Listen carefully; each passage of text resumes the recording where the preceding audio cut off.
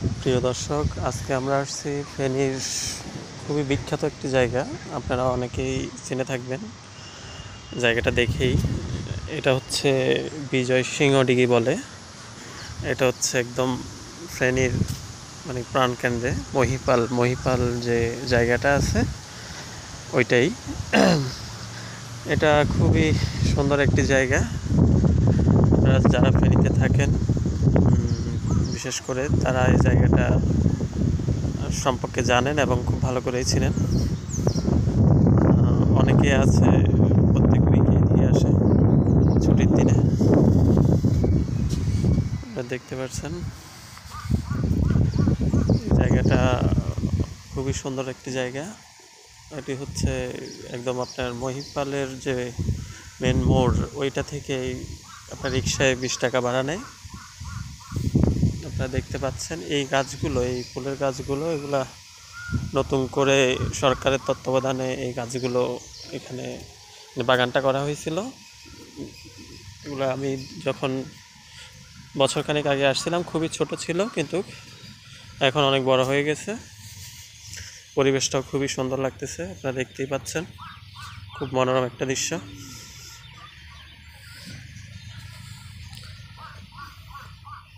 এখানে অনেক ধরনের গাছ আছে, অনেক ফুল গাছ আছে, অনেক ওষুধি গাছ আছে।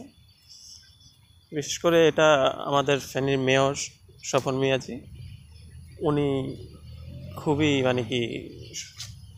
খুবই ভালো একজন মানুষ এবং খুবই সৌন্দর্য প্রিয়। যে কোনো জায়গায় তিনি তার সবটুকু দিয়ে চেষ্টা করেছে ফেনীকে যেন অন্যান্য জেলার মানুষ আলাদাভাবে চিনে। সৌন্দর্যের দিক দিয়ে উনি যে কোনো আমাদের ফেনী, উনি মেয়র হওয়ার পর থেকেই আমাদের ফেনীতে অনেক কাজ করেছে। আপনারা দেখতেই পাচ্ছেন।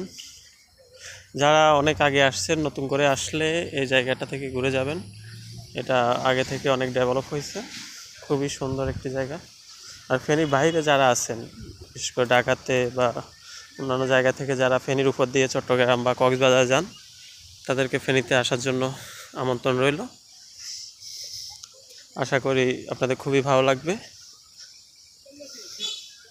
ফেনীতে নর্মালি ঘোরার মতো 2-3টা জায়গা আছে, তার মধ্যে খুবই অন্যতম জায়গা হচ্ছে এটা, এই ফেনী বিজয় সিংহদিঘি।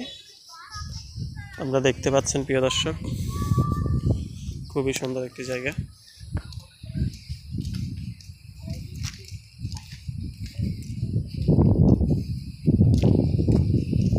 আপনারা দেখতে পাচ্ছেন পিছনে এখানে ফুচকা দোকান আছে, অনেকগুলো ফুচকা দোকান আছে এখানে। এখানে বসার জন্য জায়গা আছে, যারা আসেন তারা এখানে বসেন। অনেকগুলো জায়গা আছে এখানে বসার জন্য।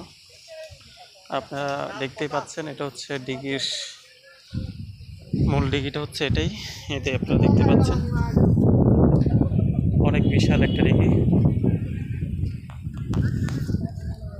এখানে দেখতে পাচ্ছেন এক বড় ভাই কোরবানির গরু গোসল করাইতেছে। খুবই সুন্দর একটি জায়গা, যদিও এখনো মানুষ তেমন আসে নাই, আস্তে আস্তে আসতেছে। এখন বিকেল মাত্র আপনার 3:30 বাজছে। তো আস্তে আস্তে যখন সময় আরও বাড়বে তখন এখানে লোকারণ্য, অনেক লোক, প্রচুর লোক আসে এখানে প্রতিনিয়ত। বিশেষ করে ছুটির দিনগুলোতে কম করে হলেও আপনার 1,500-2,000 লোক আসে এখানে। স্টুডেন্ট, ফ্যামিলি, অনেকে যারা বেড়াইতে আসে, ঢাকা থেকে আসছে ঈদে, ওরাও ঘুরতে আসে। আপনারা দেখতে পাচ্ছেন খুবই সুন্দর একটি জায়গা, খুবই সুন্দর। আর ওইদিকে হচ্ছে, ওই পাশে হচ্ছে পাহাড়, পাহাড় আর কি। এটা এক পাশে আবার পাহাড়ের মতো একটা উঁচু জায়গা আছে, ওইখানে অনেকে বসে বাতাস খাওয়ার জন্য। মূল কথা হচ্ছে চারদিকটা খুবই সুন্দর। এখানে পুরো দিঘিটা একবার ঘুরলেই বোঝা যায় দিঘিটার সৌন্দর্যটা কেমন। ঠিক আছে, আপনি কখনো যদি কারো এদিকে আসা হয়, আমি অবশ্যই বলবো যে যেন বিজয় সিং দিঘিটা ঘুরে যায়। তো সবাইকে সালাম দিয়ে আমি আজকে আমার ব্লগটা শেষ করছি। আসসালামু আলাইকুম।